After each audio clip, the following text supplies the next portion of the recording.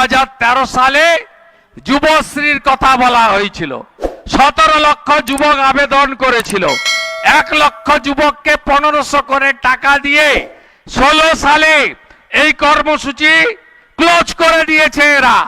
আবার লাইন দিয়ে 85 লক্ষ যুবকের কাছ থেকে, যুবতীর কাছ থেকে ফর্ম জমা নিয়েছে।